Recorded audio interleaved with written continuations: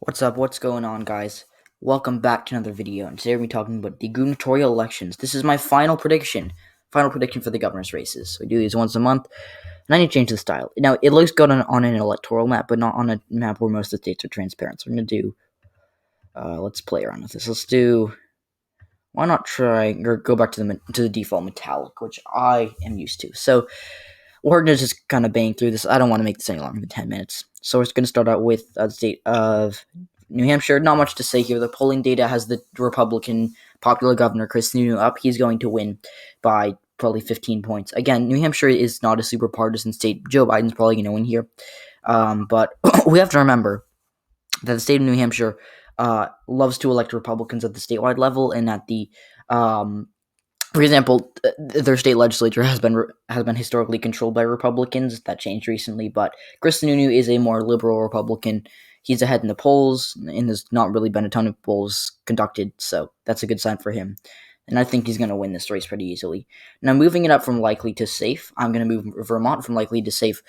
This is one of those races where, it's a Republican. His name is Phil Scott. He actually is basically a Democrat. He endorsed Donald Trump's primary challenger, Bill Weld, and I don't really think that this race is going to be competitive. His challenger is David Zuckerman. That's the lieutenant governor.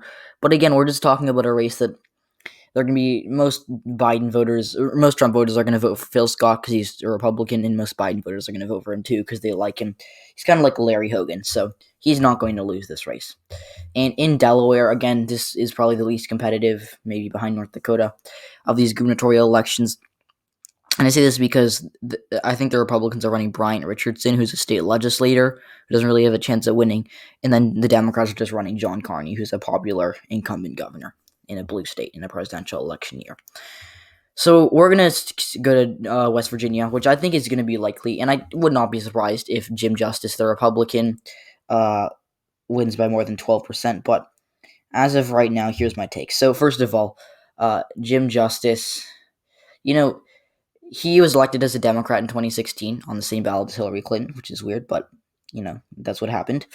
So he was elected in 2016 as a Democrat, and, he really just switched parties. In 2017, he was a Republican, then he went back to a Democrat, and he's been a Republican since.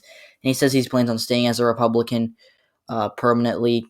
Well, hopefully for him, he'll be able to stay as a Republican, or maybe he'll just flip back to a Democrat. I'm not sure, but whatever. So he won as a Democrat, and he's going to run this time as a Republican.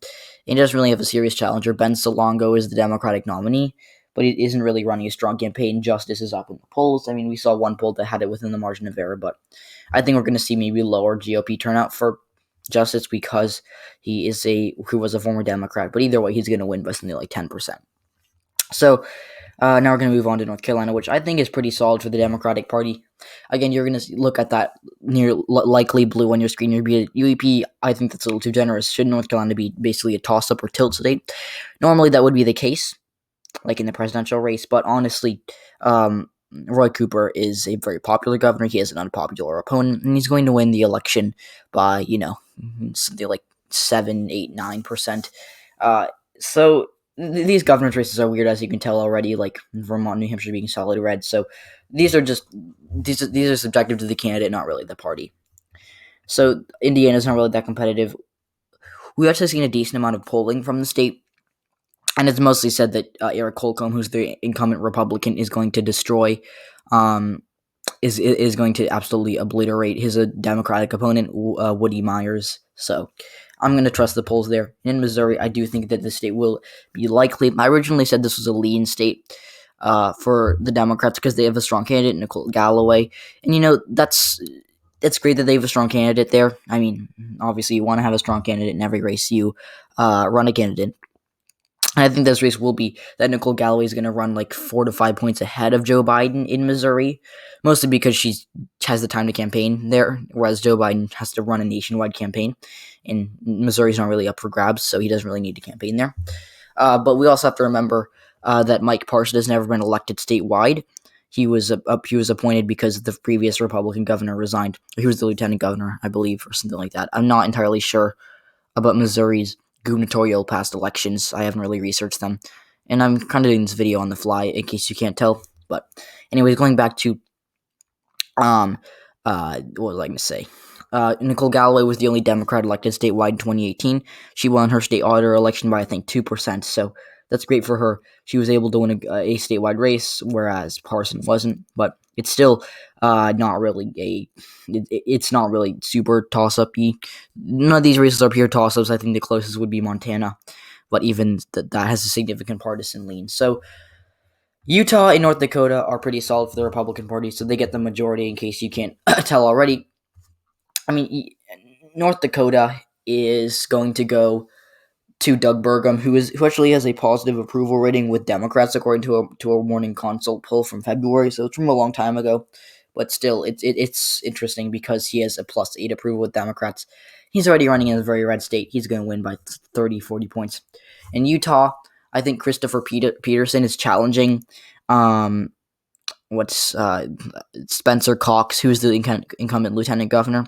Cox had to win a contested primary against John Huntsman Jr., but either way, this is a red state and nothing can change it, even a contested primary. So we'll leave the best for last. That's Montana. Washington is not going to be competitive. Jay Inslee is going to probably win there by something like 15-20% against Lauren Culp, who is more right wing than a Republican would need to be to win in Washington. So we have our only basically toss-up race, and it's going to go. And Montana is going to go to Greg Gianforte. Now, Gianforte is a pretty weak candidate. I think that if Tim Fox was the Republican nominee, he probably would have won this by 10%. But either way, Gianforte is going to win. Mike Cooney is the Democrat. He's the lieutenant governor, so he's been endorsed by a lot of Democrats, including Steve Bullock, who is the incumbent popular Democratic governor. But Cooney has not. He's been out fundraised by Greg Gianforte. Gianforte is ahead in the polls. I haven't seen a single poll to put Cooney up. Now, most of the polls have had it fairly close, but I still don't see a way for Gianforte to be able to, or for Cooney to be able to win this race. I originally, back in June, I said this was a Tilt Cooney race. I just hadn't seen enough data, and I thought, well, he's the lieutenant governor against a bad opponent. He'll probably narrowly win, rather. But as the election is progressive, has progressed, and we've seen more data, I'm going to go with Greg Gianforte to win this race. So he's going to win by something like not 6 to 7%. I don't know why I said that. I think he'll win by 4 to 5%, leaning towards 5. This is kind of in between a lean and likely state. I don't want to go likely because that would be a little bit too far out on a limb. But either way, I would like to certainly give credit to Gianforte for running a better campaign than I expected. So 27 seats for the Republicans, 23 for the seats for the Democrats. I guess that came out wrong. Governorships, I guess I could say. So the Republicans hold control of the National Governors Association. This is going to stand as my final projection for the governors. These are the margins. So yeah, thanks for watching, guys, and see you in the next one. Be sure to like and subscribe if you haven't already.